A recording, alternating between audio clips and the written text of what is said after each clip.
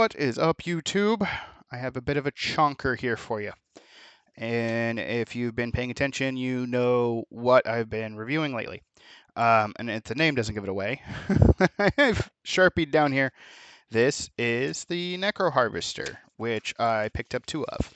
The other one is currently sprayed out, getting cleaned up. But this one, it feels like they took the old Black Label boxes and kind of made their own, which I love. It's very generic. You know, they can put anything they want in it. They have the good bubble wrap, and then they've bubble wrapped even more, which is awesome. I probably took this out to like look at the pieces, and I love the little storage tray. All right, so this one hasn't been processed at all. I might have looked at this one, or I might have looked at the other one. This is, oh, this is the babies, the little baby bum boys. So we have the generic 30 mils. They don't have the Privateer Press logo, but they don't have the Steamforged starter feel to them. And I don't think the Steamforged starters have the slits either from like the 2-player starter box. All right, let's get this little guy all up in there. Come on, there we go. You have the little smokestack and the little skull head, and he's got little claws, and it's just like a thrall, the 30 mil thrall, just not complete from the waist down, which I think is funny. And then there's just a giant bomb shoved into his back, and it's like, go, my little minion, explode all over them. These little guys are so much fun.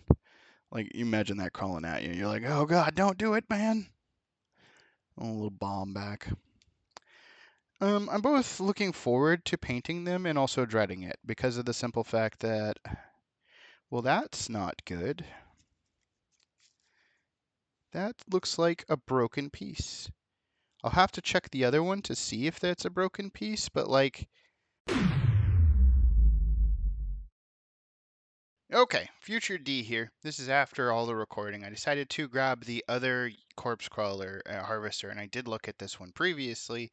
And this is our gentleman who, in the one that I unboxed, which when I unboxed this one, it was brand new. He does have a smokestack, as you can tell.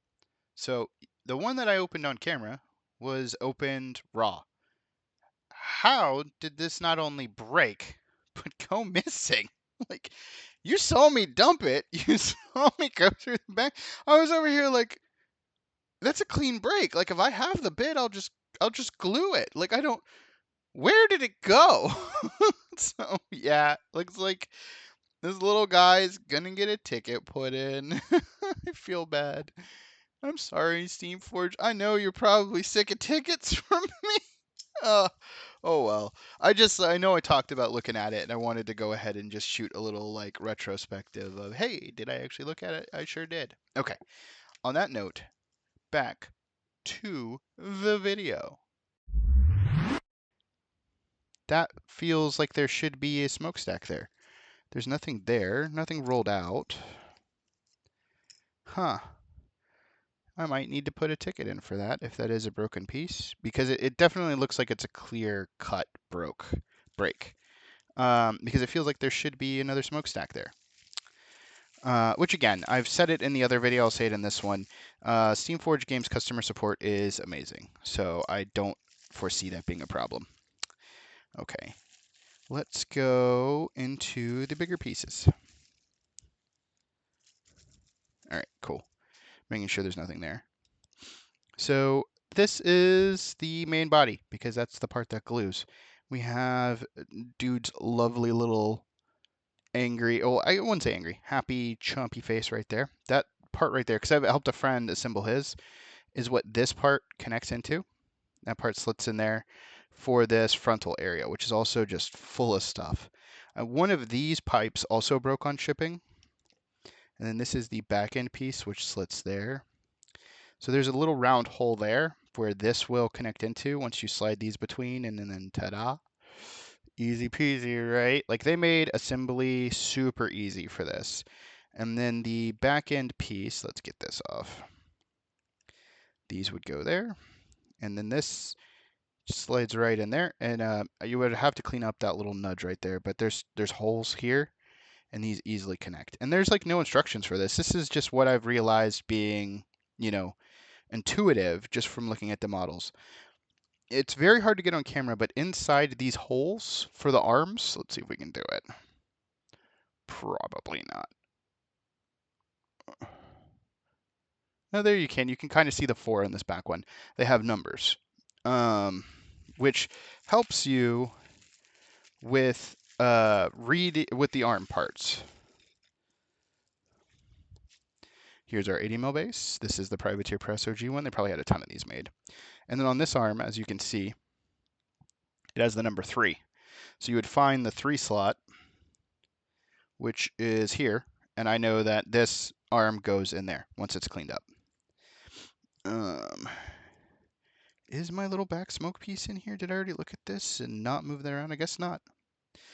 Oh well, we will have to check that later. And here he has the front arms. These go, I believe, up here or somewhere. Where do these go?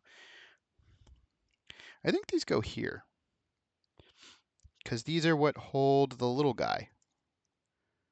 And then these are the ones that go here. Yeah. So the ones that hold the little guy kind of plug into there. There they go. And then you can kind of move them out. So we have our 2 big side arms, our front arms, our 4. Yep. We'll go through these next. I'm both excited about this and terrified about this because I'm going to have to paint it. And I'm not thrilled about that. I love painting, but there's so much to these guys. And they're going to be amazing when they're done. It's just, God, it's going to be a lot of work. Just cleanup alone. There are multiple heads here, both 1 and 3, which are front arms. If I each have a different skull and this little chompy, clawy arm here, this would be 2, and this would be 4. 4 has a body at least. 2's totally empty. But yeah, you can see how he builds them on the fly, and I love that. So yeah, easy kit, not necessarily. It's going to be huge. Like if you haven't seen one of these things, like from base to height, they're like this big. Like they are no joke. They're that tall. Like this thing is massive. And we were looking at my friend Chris. We were looking at different storage solutions for this, and he's going to be doing conventions and stuff with us, hopefully, knock on wood. And we were talking about magnet rack systems for local stuff, and then we were talking about foam systems for travel. Like if you want to get on a plane, a magnet rack system, if your magnets don't move or anything like that, should do fine if you can keep it, going up and down. But most of the time, if you're going to pick up like the cheap Amazon Jukoki, which is what he was looking at, you can't put that, standing. You have to put it in on its side, and vibrations, movement, and everything. Your magnets are not, I don't think, unless you magnetize the living hell out of your bases, they're not going to hold. They're going to slip. And when that happens, it's magnets to me spell disaster for that type of trip. So we were like, okay, well, let's look at battle foam so that you can switch to foam. And he's like, well, I want to do magnets locally. So we looked at the magnet rack system, and I don't think it can, or we found out after we measured it and everything, that it can't comfortably support the Necroharvester and enough models for the army to be decent. So he's going to have to go for a Jukoki and then decide what he wants to do for foam after the fact, because he's most likely going to go battle foam whenever he does his foam options, but like the Magnarack system just does not support the Necroharvester in a way that you can take multiple stuff, which is sad because I was also thinking about maybe switching over to that system, and now I'm kind of put off on it. I have a couple Jukokis already. I will I will continue to use them. I love those little things. But I also already have all my foam that I've got from deals and stuff from other armies. So there you go. He's very tall. He's definitely requires a little bit of we're putting him back in the box, a little bit of finagling when it comes to your storage solutions. He's probably as tall, if not taller, than probably some 120s. No, I'd say he's probably on par, or maybe even a little shorter now that I actually think about it. He's probably as tall as like the Infernal Gate. I could go get one and do a size comparison, but I mean, he was about yay big. So, good model. Super stoked. Hopefully I find that top bit. If not, we're putting in another ticket. because that's the thing. But Steamforged Games always does right, and I don't expect them not to. I hope they don't get annoyed with me with all these tickets. I spent a lot, okay? I have a lot of these kits, and I'm going to keep finding weird things that are wrong with them. But that's it. I hope you guys enjoyed it. I'll see you in the next one. Peace.